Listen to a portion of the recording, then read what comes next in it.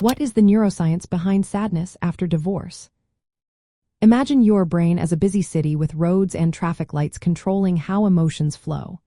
When someone goes through a divorce, this city experiences a lot of sudden changes. The part of your brain called the amygdala, which handles fear and emotional reactions, becomes very active. It's like the traffic lights turn red, signaling danger or threat, which makes feelings of sadness and distress feel even stronger.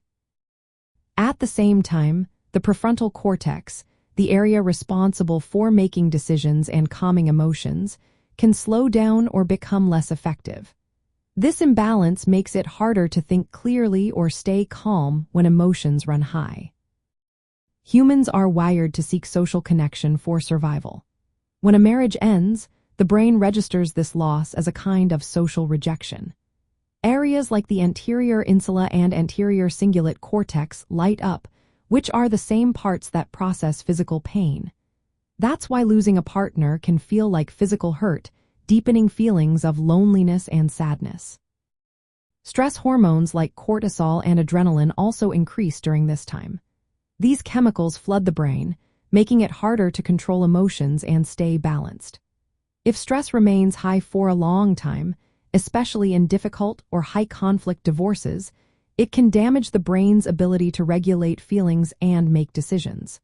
This can lead to feelings of anxiety and depression that stick around. Another part of the brain affected is the oxytocin system, which normally helps buffer stress and makes us feel connected and safe. When a partner is gone, oxytocin levels drop, leaving you more vulnerable to negative feelings. This makes recovering from sadness more challenging because the brain isn't getting the usual emotional support signals. Both adults and children experience divorce as a traumatic event that can change how the brain handles emotions and stress. That's why sadness after divorce can sometimes feel overwhelming and last for a while.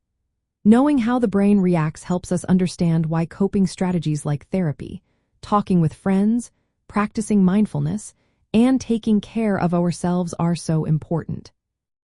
These activities help the brain rebuild its balance and gradually reduce feelings of sadness, making the emotional journey a little easier over time.